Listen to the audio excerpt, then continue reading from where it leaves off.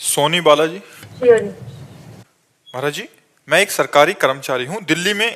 वहाँ मेरे पास कुछ कर्मचारी काम करते हैं। कई बार प्रेशर में तेज वेग से बोला जाता है। महाराज जी, ऐसे में कैसे अपने आप को कंट्रोल करें उस समय? नहीं, बोलना कोई अपराध थोड़ी है। अगर अपने अनुयायियों को शासन में लेकर हम जो कार्य प्रणाली को ठीक कराते हैं फिर कोई अपराध थोड़ी है, ये तो करना ही पड़ेगा। जैसे अपने बच्चे हैं तो उनको हमें कभी थप्पड़ भी मारना पड़ेगा, कभी शासन भी करना पड़ेगा।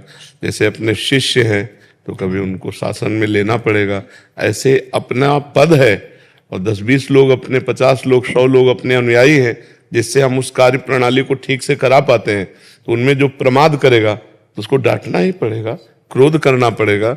ज्यादा प्रमाद करे तो उसके खिलाफ कार्रवाई भी करनी पड़ेगी। तो ये कोई अपराध नहीं है। इसमें कोई ये नहीं कि गुस्सा आ जाता है या मैं आवेश में बोल देती हूँ। नहीं, ये करना ही चाहिए और करना ही पड़ेगा। अगर गुरु कहे कि मैं शिष्य को कभी डांटूंगा नहीं, टीचर कहे मैं विद्यार्थी को कभी डांटूंगा नहीं, माता पिता कहे पुत्र को नहीं डांटूंगा, तो बिना शासन के इनकी जीवनी व्यर्थ हो जाएगी। इनका जीवन सचिव वैद्य गुरु तीन जो प्रिय बोले भयास, राज धर्म तन तीन कर होय बेगही नाश। अगर गुरु शिष्य की प्रियता बोलता रहे और डॉक्टर मरीज के अनुकूल चलता रहे और मंत्री राजा के अनुकूल चलता रहे तो राज्य का नाश हो जाएगा, शरीर का नाश हो जाएगा, शिष्यता का नाश हो जाएगा। उसमें शासन की जरूरत होती है। अब हम रहे चाहे न रहे, हमारा भय रहेगा सबको। यहाँ वाले पुलिस मैन जो है चोर से कहे तुम्हारे हाथ जोड़ता हूं, पैर छूता हूं, चोरी मत किया करो, बुरा आचरण है, वो मानेगा?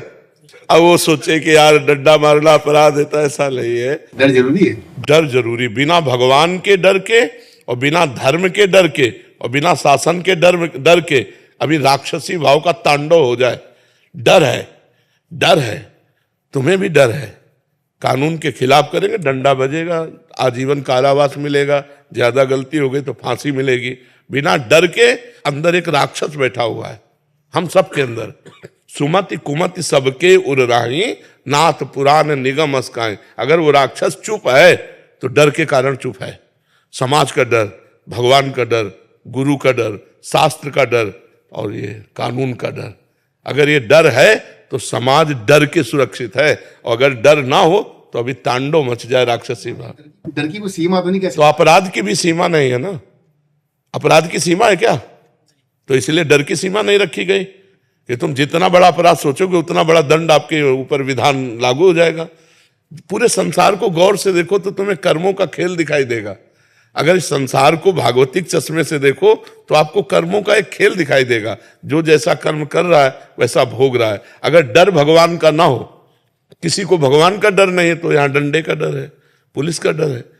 अगर डर ना हो तो समाज कंट्रोल में ही ना रहे। जहां डर नहीं है वहां आप देख लीजिए, पत्नी को पति से डर नहीं, पति को पत्नी से डर नहीं, तो देख लो दोनों का चरित्र नहीं।